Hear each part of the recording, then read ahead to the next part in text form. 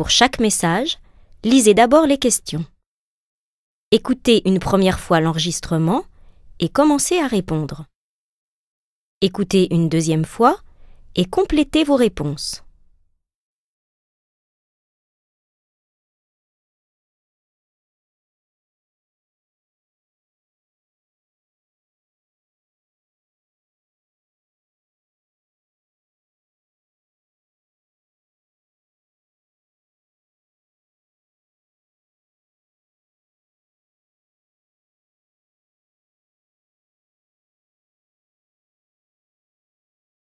Aujourd'hui, dans notre émission, les auditeurs vont pouvoir donner leur avis sur le Paris-Dakar. Nous voyons que participent à ce rallye un tas de gens qui vendent tout pour y arriver, la maison, les meubles, etc. Il y a une espèce de fascination, de folie. Un premier appel ?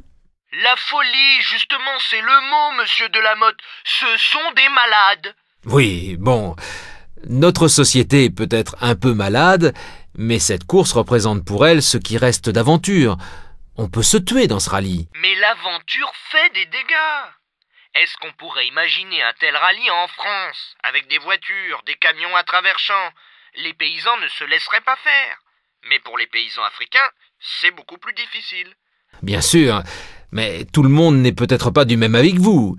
Un deuxième appel ? Non mais attendez. Vous imaginez ce qu'ils ressentent quand ils voient passer l'énorme caravane qui assure le ravitaillement, l'organisation et la sécurité? Toutes ces richesses qui défilent sous leurs yeux, quelle frustration!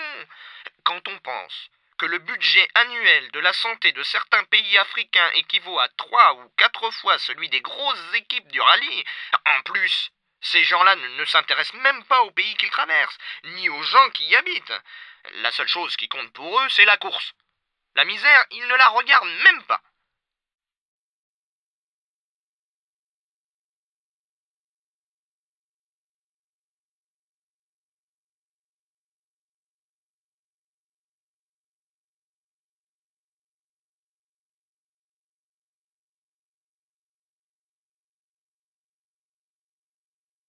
Deuxième écoute. Aujourd'hui, dans notre émission, les auditeurs vont pouvoir donner leur avis sur le Paris-Dakar. Nous voyons que participent à ce rallye un tas de gens qui vendent tout pour y arriver, la maison, les meubles, etc. Il y a une espèce de fascination, de folie. Un premier appel ? La folie, justement, c'est le mot, monsieur Delamotte. Ce sont des malades. Oui, bon, notre société est peut-être un peu malade, mais cette course représente pour elle ce qui reste d'aventure. On peut se tuer dans ce rallye. Mais l'aventure fait des dégâts. Est-ce qu'on pourrait imaginer un tel rallye en France, avec des voitures, des camions à travers champs? Les paysans ne se laisseraient pas faire. Mais pour les paysans africains, c'est beaucoup plus difficile. Bien sûr, mais tout le monde n'est peut-être pas du même avis que vous. Un deuxième appel ? Non mais attendez. Vous imaginez ce qu'ils ressentent quand ils voient passer l'énorme caravane qui assure le ravitaillement, l'organisation et la sécurité? Toutes ces richesses qui défilent sous leurs yeux, quelle frustration! Quand on pense que le budget annuel de la santé de certains pays africains équivaut à 3 ou 4 fois celui des grosses équipes du rallye, en plus, ces gens-là ne s'intéressent même pas au pays qu'ils traversent, ni aux gens qui y habitent. La seule chose qui compte pour eux, c'est la course. La misère, ils ne la regardent même pas.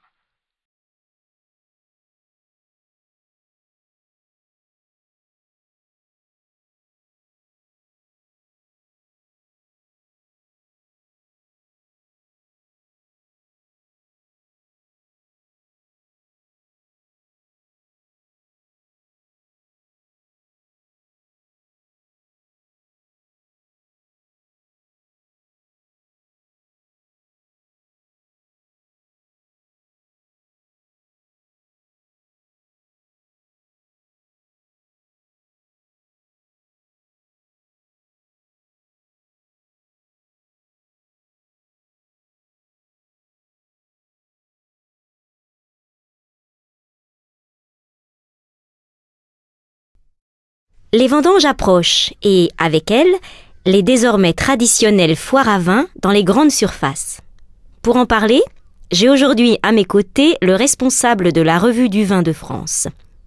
Monsieur Plumel, bonjour. Bonjour. Ce mois-ci, On trouve comme supplément à votre revue le guide d'achat 2001. Pouvez-vous nous expliquer l'utilité de ce guide? Oui, bien sûr. Nous avons conçu le guide d'achat 2001 pour la raison bien simple que lorsque les foires à vin donnent le signal du départ dans les grandes surfaces, la difficulté est de savoir ce qu'il faut choisir. C'est pire qu'un Tour de France ou qu'un marathon de New York. Là, au moins, le concurrent sait quel but il doit atteindre. Dans les foires à vin, le challenge est terrible vu que les amateurs ne savent généralement pas pour quelle bouteille opter. Nous avons pensé que ce guide pourrait les aider puisqu'on y trouve un barème des cotations des crus et donc les bonnes affaires possibles. Il tient également dans la poche, ce qui permet de le consulter à tout moment.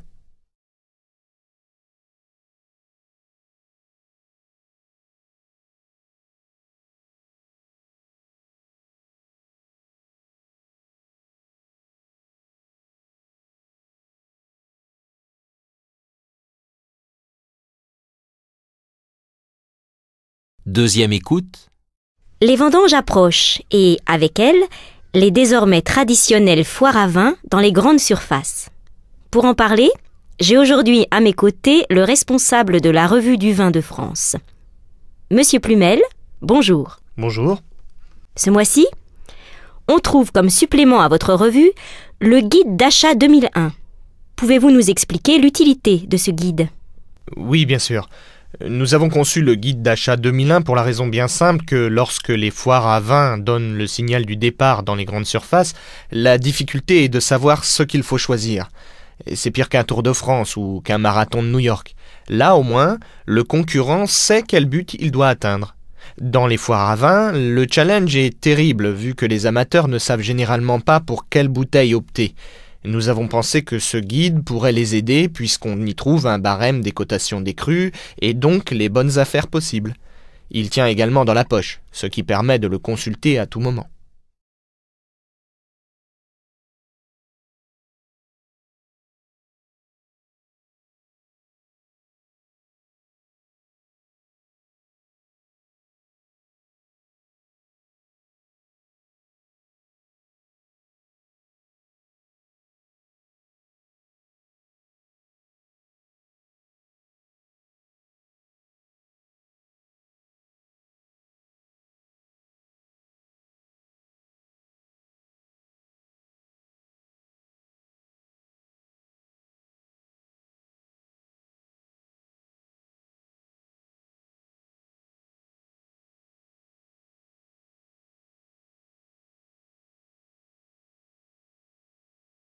Rassurez-nous, Bernard Lahire, une société démocratique aujourd'hui n'a-t-elle pas à mettre au premier rang de ses priorités l'accès à la lecture et à l'écriture pour tous les citoyens?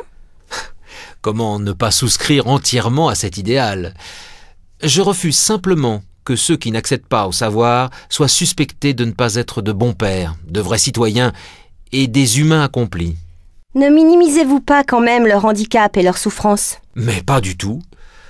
Je suis autant aux antipodes de ceux qui présentent les illettrés comme quasiment des sous-hommes que de ceux qui les imaginent dotés d'une culture dont nous serions privés.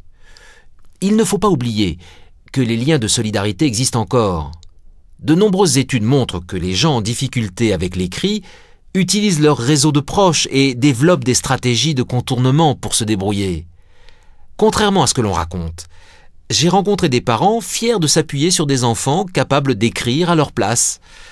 Cela dit, les machines prenant de plus en plus de place dans notre vie, il est urgent que l'on réfléchisse à la manière de maintenir un minimum de contact oral pour éviter de produire à l'avenir un maximum d'illettrés. Et la fameuse équation illettrisme égale chômage, qu'en pensez-vous? Elle mérite d'être largement pondérée. La plupart des chômeurs n'ont pas perdu leur emploi parce qu'ils ne savaient pas lire. Et contrairement à ce que l'on avance, les emplois ne nécessitent pas tous de savoir bien lire. Qui peut prétendre qu'une société de super diplômés n'aurait pas, elle aussi, sa masse de chômeurs? Le chômage n'est pas un problème principalement lié à la formation, mais à l'économie et à l'organisation du travail.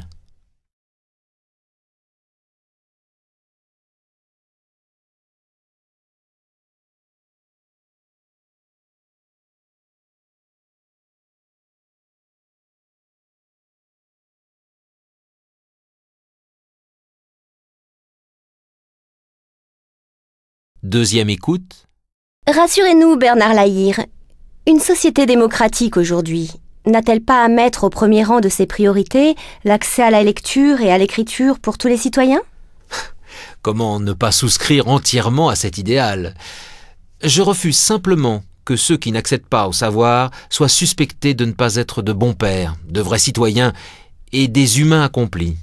Ne minimisez-vous pas quand même leur handicap et leur souffrance ? Mais pas du tout. Je suis autant aux antipodes de ceux qui présentent les illettrés comme quasiment des sous-hommes que de ceux qui les imaginent dotés d'une culture dont nous serions privés. Il ne faut pas oublier que les liens de solidarité existent encore. De nombreuses études montrent que les gens en difficulté avec l'écrit utilisent leur réseau de proches et développent des stratégies de contournement pour se débrouiller. Contrairement à ce que l'on raconte, j'ai rencontré des parents fiers de s'appuyer sur des enfants capables d'écrire à leur place. Cela dit, les machines prenant de plus en plus de place dans notre vie, il est urgent que l'on réfléchisse à la manière de maintenir un minimum de contact oral, pour éviter de produire à l'avenir un maximum d'illettrés. Et la fameuse équation illettrisme égale chômage, qu'en pensez-vous ? Elle mérite d'être largement pondérée. La plupart des chômeurs n'ont pas perdu leur emploi parce qu'ils ne savaient pas lire. Et contrairement à ce que l'on avance, les emplois ne nécessitent pas tous de savoir bien lire. Qui peut prétendre qu'une société de super diplômés n'aurait pas, elle aussi, sa masse de chômeurs ? Le chômage n'est pas un problème principalement lié à la formation, mais à l'économie et à l'organisation du travail.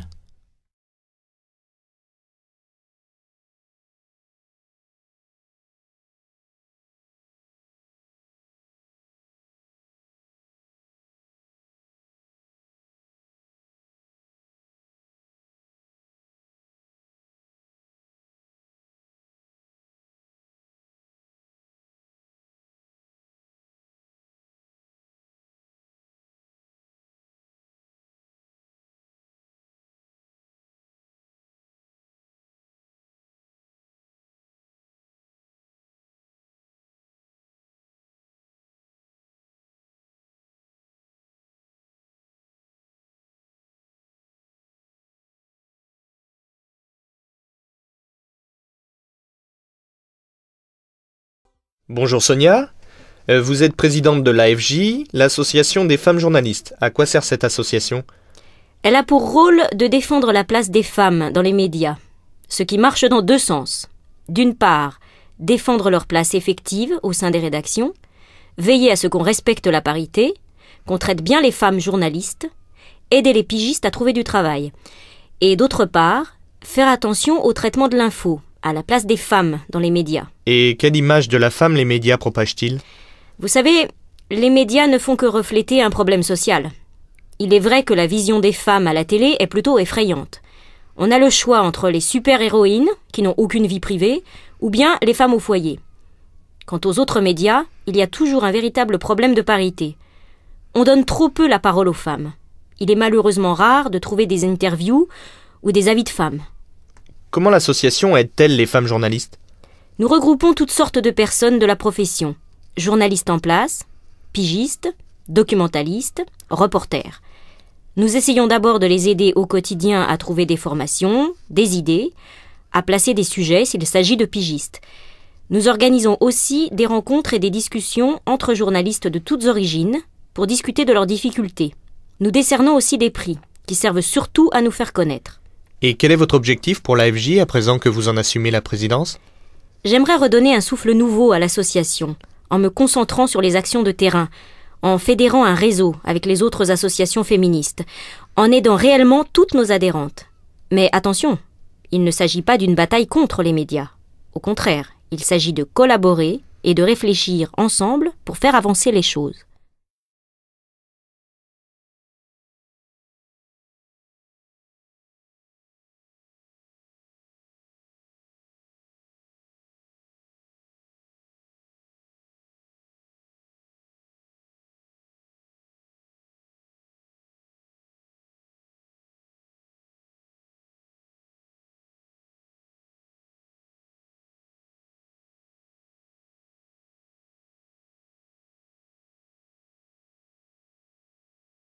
Bonjour Sonia.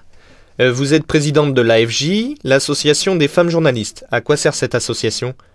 Elle a pour rôle de défendre la place des femmes dans les médias, ce qui marche dans deux sens. D'une part, défendre leur place effective au sein des rédactions, veiller à ce qu'on respecte la parité, qu'on traite bien les femmes journalistes, aider les pigistes à trouver du travail. Et d'autre part, faire attention au traitement de l'info, à la place des femmes dans les médias. Et quelle image de la femme les médias propagent-ils ? Vous savez, les médias ne font que refléter un problème social. Il est vrai que la vision des femmes à la télé est plutôt effrayante. On a le choix entre les super-héroïnes, qui n'ont aucune vie privée, ou bien les femmes au foyer.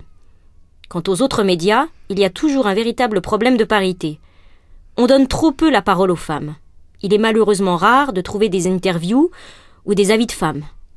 Comment l'association aide-t-elle les femmes journalistes ? Nous regroupons toutes sortes de personnes de la profession. Journalistes en place, pigistes, documentalistes, reporters. Nous essayons d'abord de les aider au quotidien à trouver des formations, des idées, à placer des sujets s'il s'agit de pigistes. Nous organisons aussi des rencontres et des discussions entre journalistes de toutes origines pour discuter de leurs difficultés. Nous décernons aussi des prix qui servent surtout à nous faire connaître. Et quel est votre objectif pour l'AFJ à présent que vous en assumez la présidence ? J'aimerais redonner un souffle nouveau à l'association, en me concentrant sur les actions de terrain, en fédérant un réseau avec les autres associations féministes, en aidant réellement toutes nos adhérentes. Mais attention, il ne s'agit pas d'une bataille contre les médias. Au contraire, il s'agit de collaborer et de réfléchir ensemble pour faire avancer les choses.